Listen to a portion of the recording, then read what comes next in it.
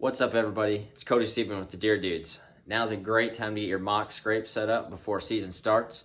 So we're going to run through a short little video and show you a few different mock scrapes set up. We thought outside the box on a few of them. So they might be things if you're looking at where should I put one, or I don't have a great place to put one, or maybe I don't want to spend a lot of money putting one in. Hopefully we've got some cool, neat ideas for you guys. If you would, like, subscribe, share this video, and hopefully you guys will get something out of it. Stay tuned. All right, so the first scrape setup that we have is just a standard scrape setup. Basically, it is a wooden post. You could buy something this at Lowe's, Home Depot. We got this post specifically from a farmer, some old fence post, and we basically dug out a hole in the ground, put in some Quickcrete, set the post. We drilled out a hole in the post. We put an oak limb through it and affixed the oak limb to the post. So this is just the standard scrape setup. You've probably all seen something like this before. So the next scrape setup we did is what we're calling the spruced up standard version.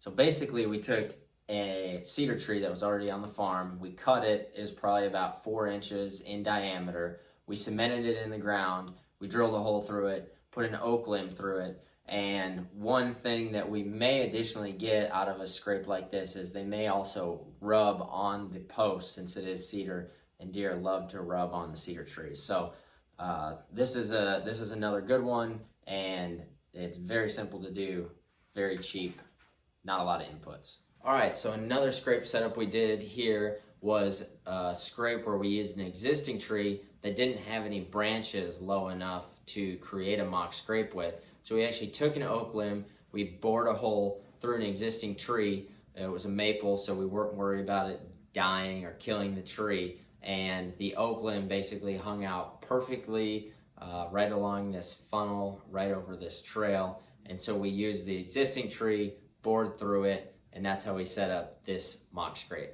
So the last scrape that we made is probably the coolest scrape that we've done, certainly the most interesting. So we had basically a funnel or a trail that was created with a lot of hinge cuts on both sides of the trail. So there was no trees standing to use, and we didn't have any scrape posts left. There was no cedars around to cut. So what we did was we ended up drilling a hole through the end of one of the hinge cut trees, as you can see in the picture. And we stuck an oak limb through it. We affixed it to the hinge cut tree, and we created our mock scrape that way. So the branch is hanging out over the middle of the trail, right in the funnel between the hinge cuts. And so we're really excited to kind of see how this one works. First time we've tried it, but we thought it was pretty neat.